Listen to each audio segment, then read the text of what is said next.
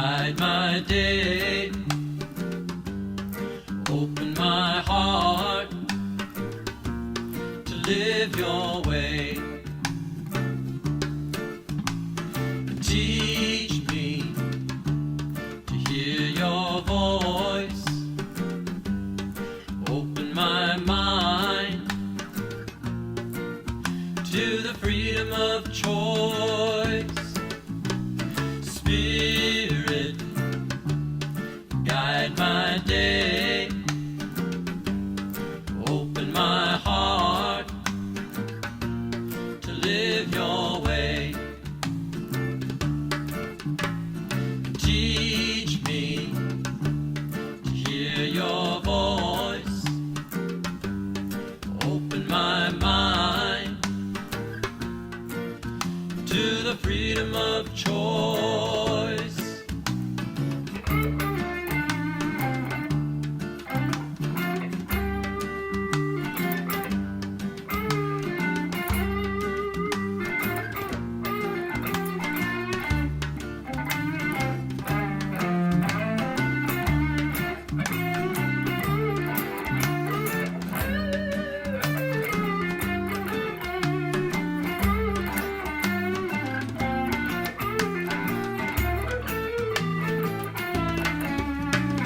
Spirit, guide my day,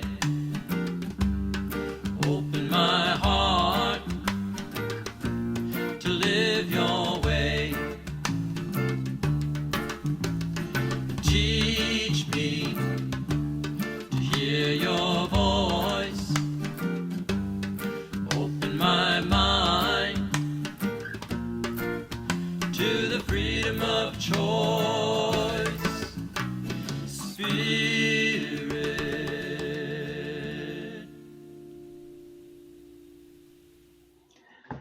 Hello, and welcome to the Center for Spiritual Living Santa Rosa virtual service. I am Tara Steele, the community minister. If this is your first time with us, we are so glad you are here. You can find out more about our teaching, The Science of Mind, as well as our classes and other programs on our website, www.cslsr.org. I also appreciate those of you who have become regulars in this virtual format. With your presence, we create spiritual community. We are inspired by a global vision of a world that works for everyone. Here is this month's excerpt of that vision.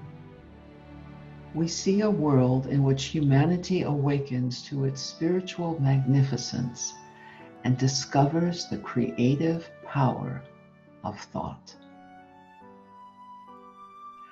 Our message today is brought to us by someone who has been one of our favorite speakers. Since he moved to the East Coast, we haven't seen him as much as we would like. Thanks to the miracle of the internet, we can present again Dr. Chris Michaels. For those of you who have not yet met Dr. Chris, he is a national speaker and author. He founded the Center for Spiritual Living in Kansas City, Missouri in 1990 and has served as spiritual director for over 20 years. As an educator and counselor, he has helped thousands of people understand the basic spiritual principles that govern our lives.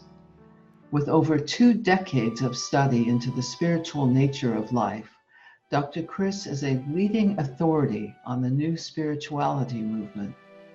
He is the author of Your Soul's Assignment and his new book, The Power of You, available at bookstores nationwide or on Amazon.com. Along with speaking engagements at conferences, churches, and special events nationwide, Dr. Chris was a guest on Martha Stewart Living, heard on Sirius Satellite Radio.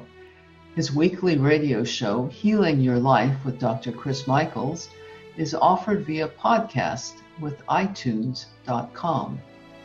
In 2013, over 105,000 people downloaded his spiritual lessons from 95 different countries around the world. View his website at chrismichaels.net. Dr. Chris's topic today is A Bigger Universe, a Greater God. As we move into the service, I know that somewhere in the prayer, the music, the message is exactly what your heart seeks for the next step in your spiritual journey. I invite you to become fully present, breathing in, breathing out, opening to the good. Welcome. So if there's anything that I want you to have in your heart right now, as we go through all this, what we're all going through, it's this message right here. In this moment, in this place, I remember who I am, letting fear and worry just fall away from me. I open my heart and I can see there is only love.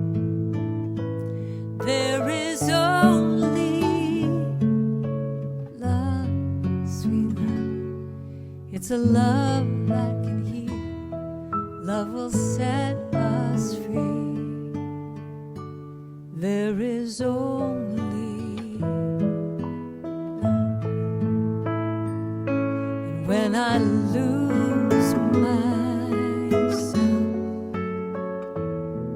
in those times when it seems like I have lost my way, I go inside and I quiet this chattering mind. I can hear spirits say, sing with me now, there is only love. There is only love. It's a love that heals, love that sets me free. There is only love. There is only there is only love. There is only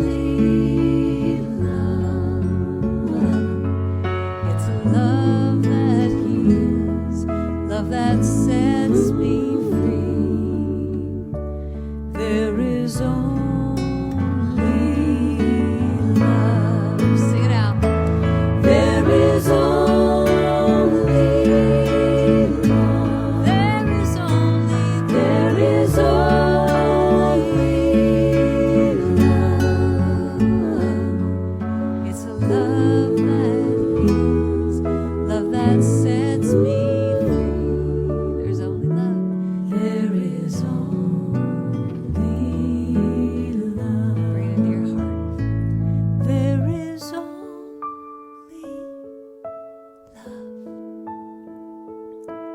there is only love, love that heals, love that sets me free. There is only love. There is only love. Just love. Right now, that's what we gotta do. Just love. Love yourself. Love your family. Love.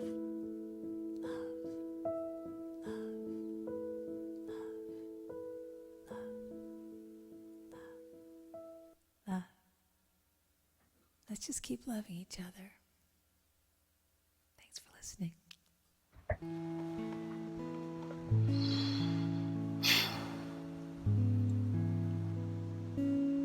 I take a breath and bring my attention to that deep place of knowing.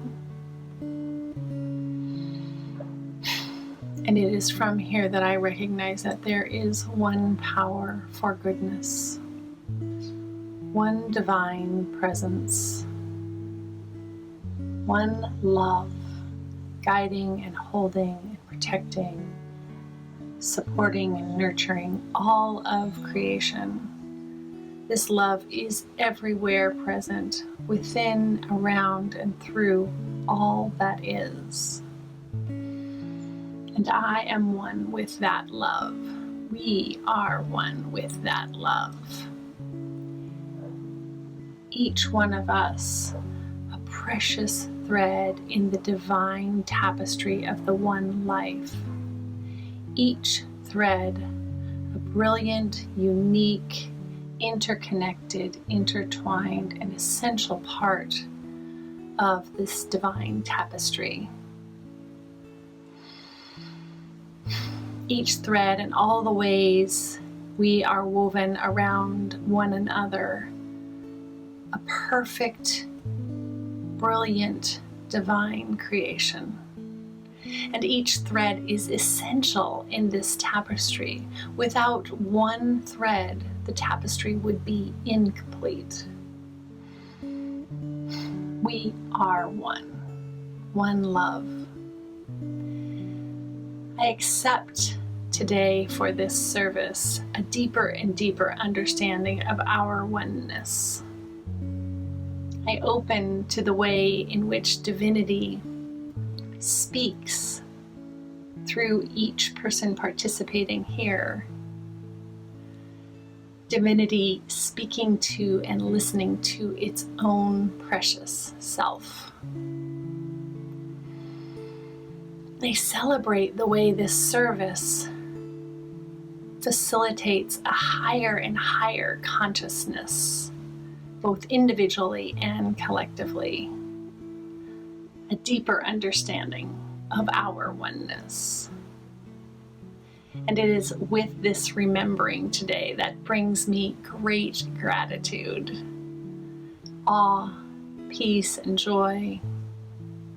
And with that awe and gratitude, I simply release this word to the creative medium that simply says yes. And so it is. Hello, I'm Krista McAtee, a prayer practitioner at the Center. Here's today's affirmation from our Beyond 2020 Spiritual Vision Book of Affirmations. Life takes place as a constant flow of goodness. There is a natural rhythm of giving and receiving, a spontaneous outpouring of love and unity. Hi everyone, namaste. Namaste. We're so happy to be able to share this song with you that so many of you at Center for Spiritual Living know. This is an anthem for our times about freeing ourselves, about liberation, evolution, and ultimately love. Love for all, love for life, love for all beings. So here we go.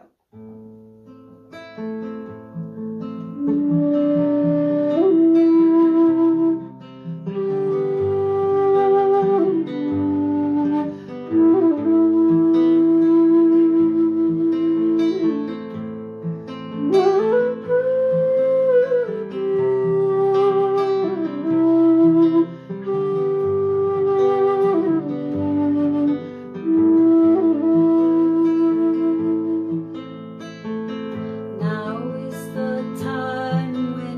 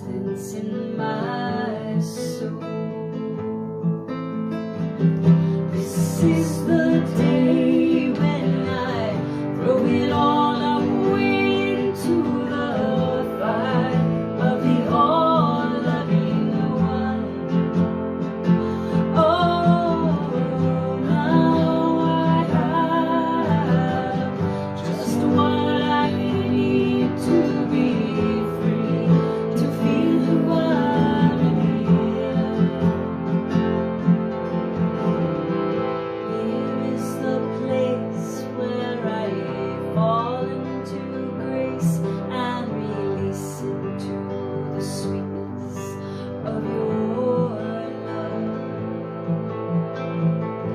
I surrender. I remember the light and the beauty that I am. Here is the place where I fall into grace and listen to the sweetness of your love. I surrender. I remember the light and the beauty that I am. This is the day when I throw it all away into the fire of the all-loving one. Oh, now I have just what I need to be free, to feel who I really am.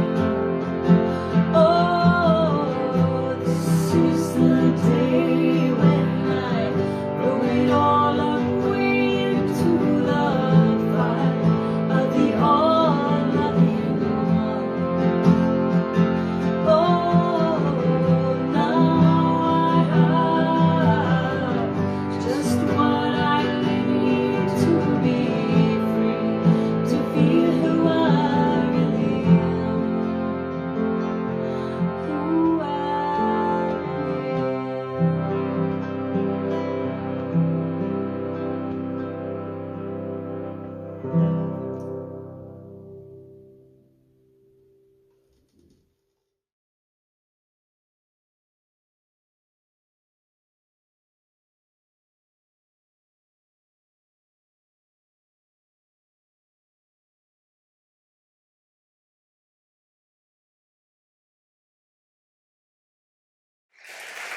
You know, I am a big lover of poets. I think poets have an insight into spiritual wisdom that sometimes our theologians miss. And one of my favorite poets is Hafez. He's a 14th century Persian mystic. And Hafez wrote this. He said, "Beware of the tiny gods that frightened men create." I don't know whether you know this or not or are aware of it, but something's happening in our world today. A cultural war is raging across continents, and it's causing all kinds of upheaval. What is really happening is we are growing out of our tiny gods. They are too small for our modern world. Morals and customs are colliding. Political systems are failing. Global economics are rapidly fluctuating. And the change is happening faster and faster and faster, and no one is immune. And this kind of quick and fast cultural change, we will always rear the ugly head of religious fundamentalists and fanatics. People who want to put the brakes on our progress and through brute force try to force us back into some kind of 1950s Pleasantville, America idea that they remember as ideal, except it wasn't ideal, it was rotten at the core and not sustainable.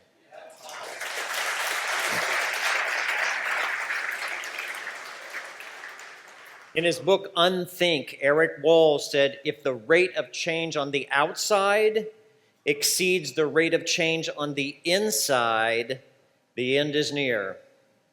That means if you are not changing on the inside, if you are not growing in your awareness of your connection to the source of life, if you're not becoming more compassionate and loving, then all of this rapid social, political, and cultural change will bring you to a breaking point, and very soon you will find yourself living in a world you can't understand, angry and bitter that things are changing faster than you can keep up. We must adapt. We must grow in consciousness or get left behind in the dust. The cultural war is forcing us to come face to face with our flaws, with our judgment, with our prejudices about other religions and races. It is shrinking literally the world and cramming us all together, where we are either going to have to learn to treat each other as holy and sacred beings, to love each other as one people on one planet governed by one love, or destroy ourselves and the society we built along with us.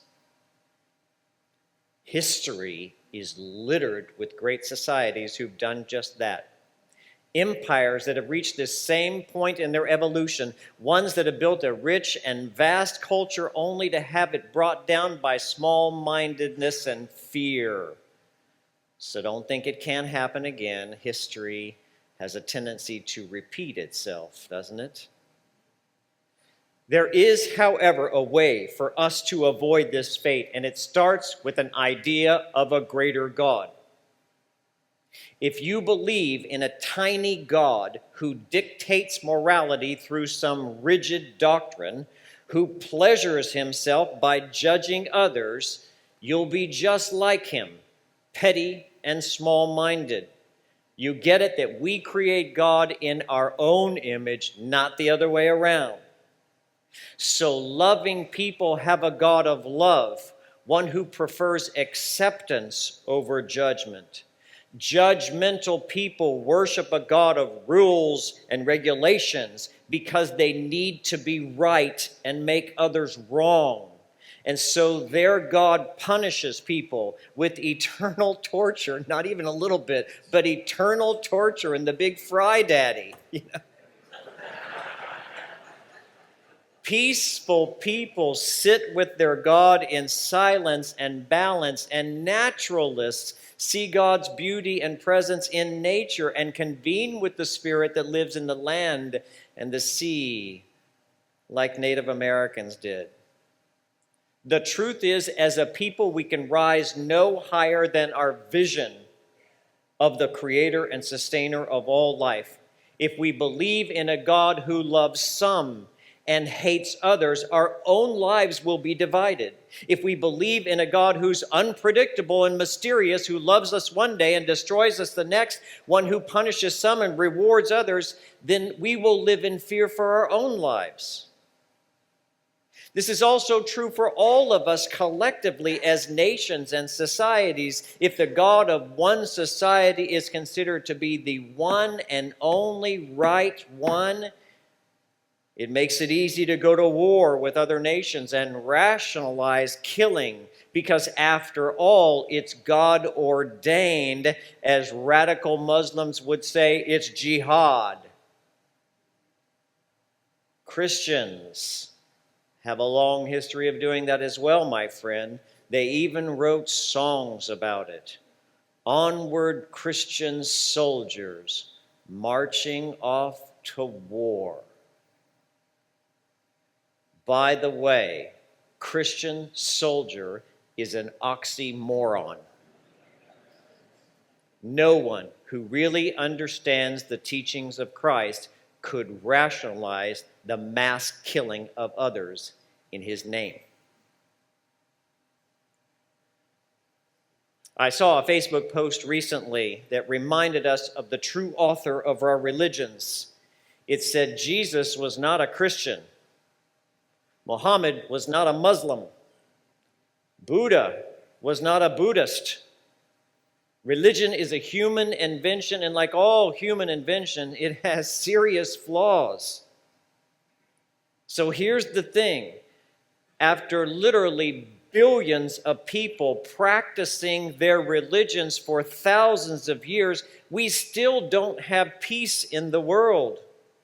We still have 1% of the world controlling 99% of the wealth. We still have major religious denominations like the Methodists did this week, trying to deny access to God's love to LGBTQ people. Wait, what? You get to vote on whether I'm acceptable to God? I don't think so.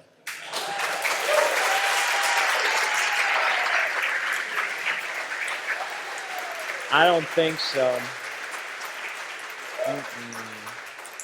I don't care how you vote. So I say it's time for the old man in the sky to die. He's primitive. He's outdated. We desperately need to update our operating system when it comes to our Creator. We need a God 2.0. And I happen to have the free update for you today. You don't need to download it on your phone. I've got the God 2.0 right here with you. Here it is, God 2.0. God is a power that knows no limit and a love that has no condition.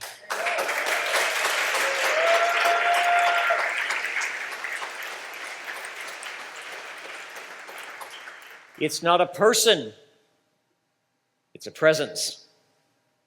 God is an artist, a poet, a lover. It is the creator of beauty and the sustainer of life in every shape and form. God is the genius and masterful creator that imagines a unique and different design for every single snowflake that has ever fallen on the planet and a new DNA for every person who's ever been born.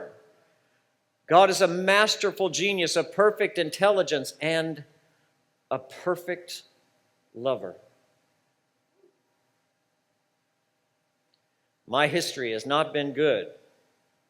I used to hate that word, God. I couldn't stand to hear anybody say it. Oh, please don't say that word. Because all it conjured up in my mind was judgment and condemnation. And I saw so many self-proclaimed religious and rightful people use their religion against other people that I loved. The God that I was sold in my childhood religion was petty, judgmental, and mean. And so I thought to myself, I'm not going to waste my time worshiping some God who's not even sure he likes me. Call me when you decide,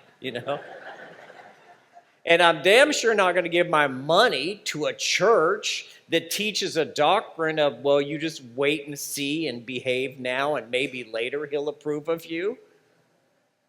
So I rejected religion completely and gave up on God.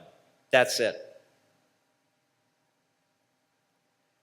But what I realized when I was in my early 20s and trying to live without some spiritual substance in my life and failing is that I threw the baby out with the bathwater.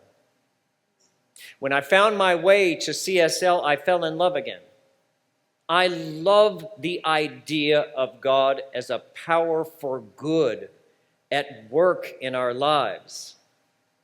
I love the concept of a genius artist revealing its passion in the infinite variety of life forms that it creates and sustains every day. I love the concept of God as a lover whose love is so pure and so perfect that it has no condition that has to be met in order to be received. I gave up my tiny God that frightened men had created for me, and I found a new love, and I invite you to do the same.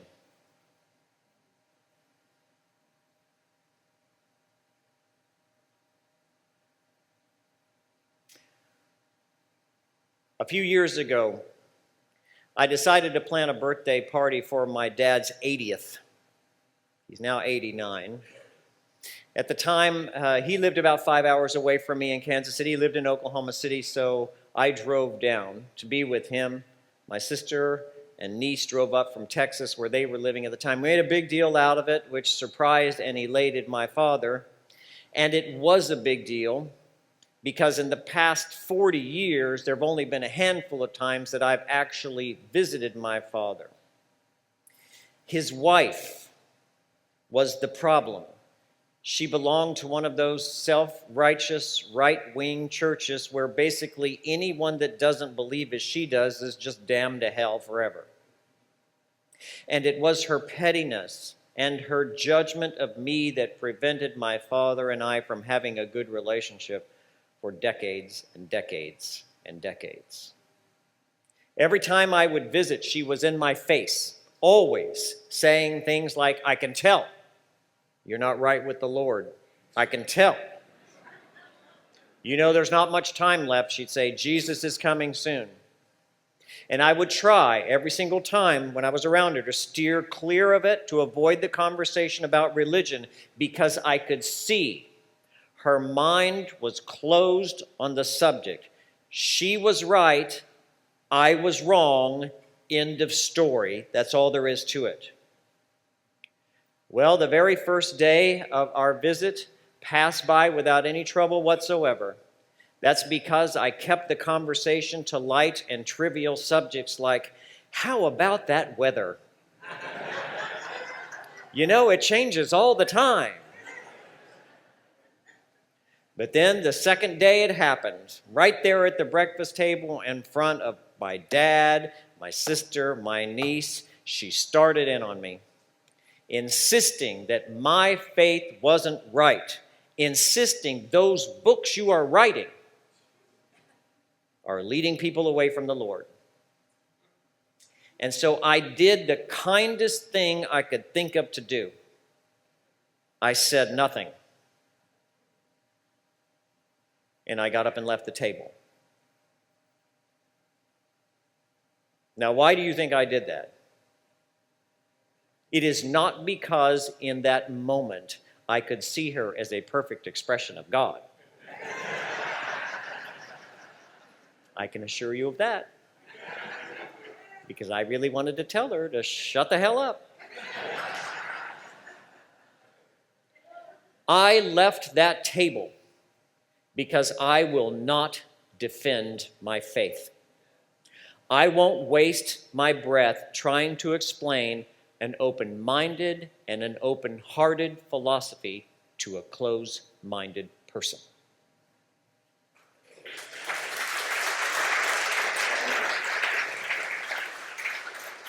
So the kindest thing I could do is walk away. And that's what I did. I gave to her what I wanted her to give to me. Respect for my own beliefs. And I share this story with you because I know you probably have one just like it. Someone is going to tell you what you believe is wrong. They might even condemn you to hell. And if they do, please do not argue with them. Don't try to convince them to believe as you do. Respect their faith. Respect it. And ask them to respect yours. And if they can't, walk away. Interesting thing happened. A few years later, I went back to visit my dad again. This time it was because his wife passed away. And so I went to the funeral because my dad was very heartbroken. He loved this woman. And I sat and I listened to the preacher tell the story of what a good Christian woman she was. And I listened to several people, one after another, get up and testify to all the good and all the love that she had brought to their lives. And it saddened me. It saddened me because I never got to see that side of her. I wish she had given me something more than her own judgment. After the funeral, her daughter, my stepsister, came up to me and said, well, she's with the Lord now. And I said, I guess she is. Where else would she be?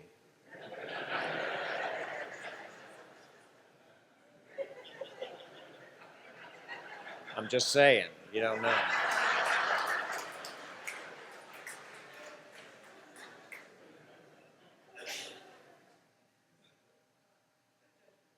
I don't know whether you've ever thought of this or not, but when devout Christians pass on, Jesus is there to greet them. When Muslims die, they see Muhammad. When Buddhists expire, the Buddha greets them.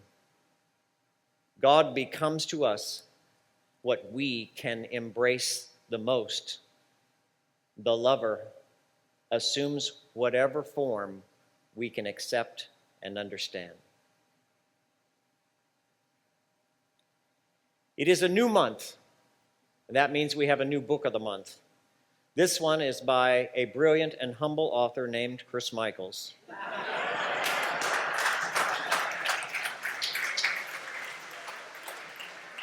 Very humble man. You should take his workshop on humility. It's fantastic. It's the best workshop ever.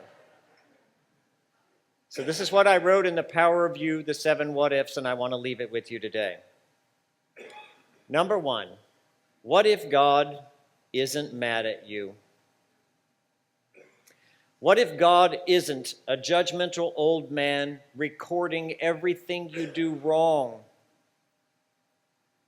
What if the Creator's only desire is for you to be fully expressed in love and joy? What if your life has a purpose and a reason? What if you have a talent that no one else in the world can possess? What if the universe is friendly and there's absolutely nothing operating against you?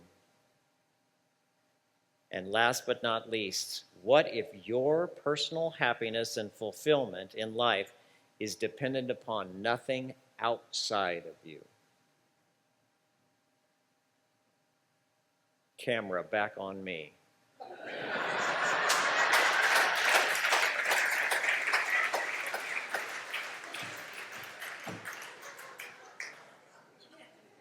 Listen to me. Don't let anyone take your faith from you. Respect others' differences. It's what makes life interesting, but what you hold dear and true, you stick to it. Emerson said, "My life is not an apology, but a life." Never apologize for who God created you to be, as you are right now. You are celebrated and loved by God. And so ends the lesson.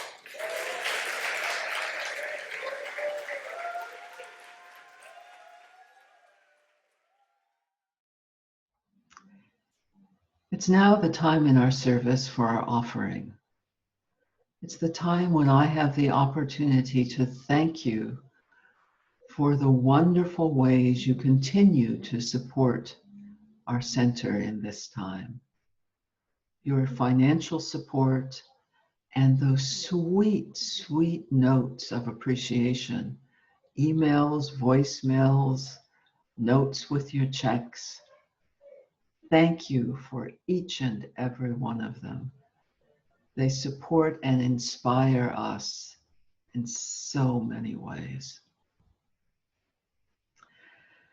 As we move into listening to the music for this time of reflection on all that we give and receive, I invite you to close your eyes for a moment and go within to notice all those many gifts and blessings that are coming your way, and the generous spirit with which you respond in gratitude and giving. Acknowledging both that giving and receiving, let's say these words, repeating after me. I bless this gift. I send it forth to heal and prosper. It does wonderful work in the world. And so it is. Thank you again for all that you do and all that you are.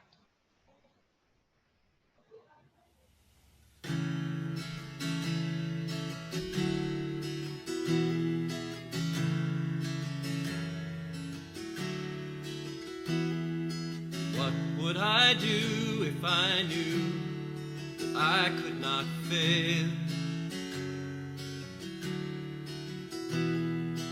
If I believed, would the wind always fill up my sail? How far could I go? What could I achieve? Trusting the hero in me. If I were brave, I'd walk the razor's edge, where fools and dreamers dare to tread. Never lose faith, even when losing my way. What step would I take today if I were brave? What would I do today if I were brave? What would I do today if I were brave? What would I do today if I were brave? What would I do today if I were brave? What if we're all meant to do what we secretly dream? What would you do if you knew you could have anything? Like the mighty oak sleeps in the heart of a seed, are there miracles in you and me? If I were brave, I'd walk the razor's edge, where fools and dreamers dare to tread. Never lose faith, even when losing my way. What steps would I take today if I were brave? What would I do today if I were brave? What would I do today if I were brave? What would I do today if I were brave? What would I do today if I were brave? If I refuse to listen to the voice of fear, would the voice of courage whisper in my ear?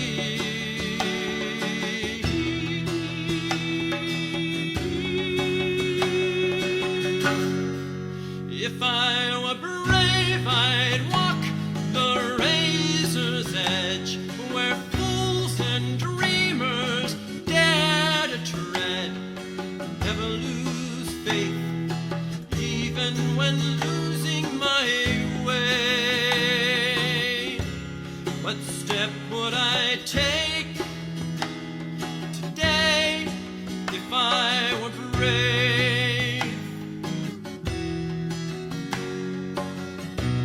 What would I do today if I were brave? What would I do today if I were brave? What would I do today if I were brave? What would I do today if I were brave?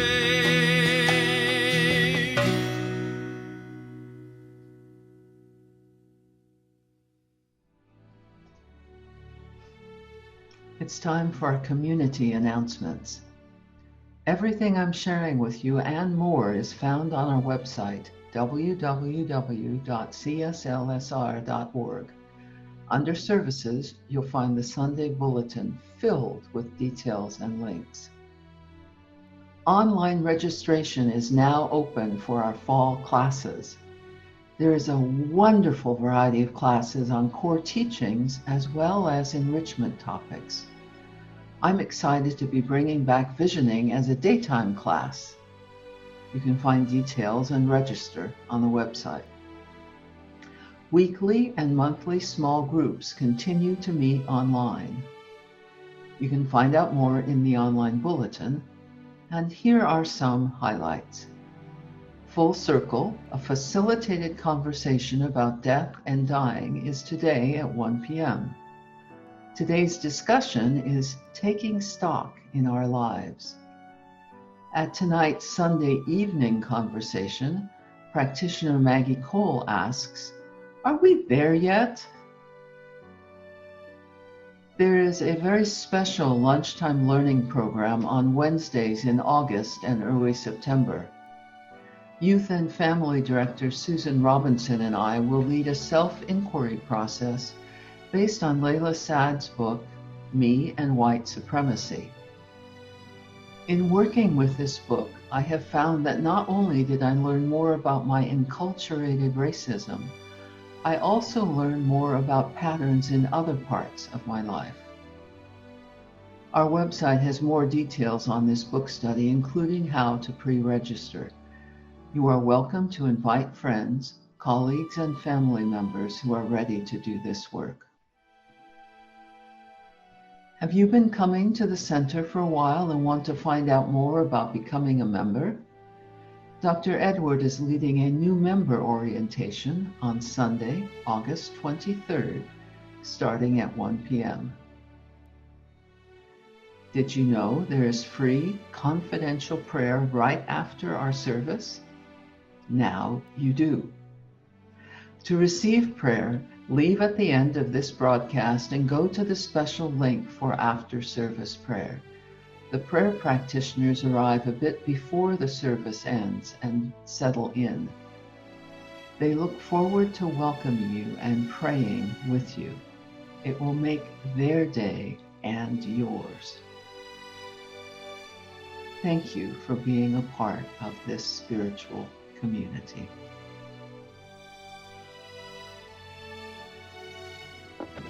Good morning. My name is Chandra Farnsworth, and I'm speaking to you today as a member of the Giving Intention team.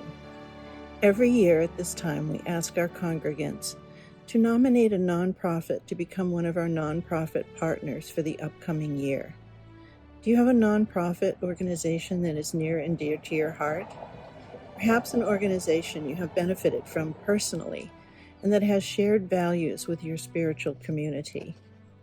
This year, we are especially interested in considering organizations that focus on racial equity and social justice. We have created an online nomination form, which can be found at www.cslsr.org under Sunday Links. We look forward to receiving your nominations during the month of August, with the deadline being August 31st. During the month of September, the Giving Intention team will be reviewing and vetting the nominations. We will then make our recommendations for our 12 2021 nonprofit partners to the Board of Trustees for their approval. We thank you in advance for taking the time to make your nominations. This program is long-standing and well-supported at the Center for Spiritual Living Santa Rosa because it reflects our values of circulation, support for the community, and creating a world that works for everyone. We will be announcing our 2021 nonprofit partners in October. So I thank you very much, and I send you many, many blessings. Please join me in saying these words. If they are not yet familiar, please simply take them in. Something wonderful is happening through me right now. It is this thing called life. Life is in my mind, life is in my body, and life is in my affairs. I think it, I feel it, and I accept it. Just the way that it is, and just the way that it is not. Thank you, life. Know with me that you are never alone. That spirit is right where you are. That in any moment you simply have to look within to know that you are guarded and guided and sustained by a presence that expresses its love through your love in the world. Let us live accordingly, that in everything that we do and say and think, we honor this presence within. And so it is. Remember, there's after service prayer where the practitioners eagerly await you. And thank you again for your presence. 1, 2, 1, 2. I release and I let go. I let the Spirit run my life and my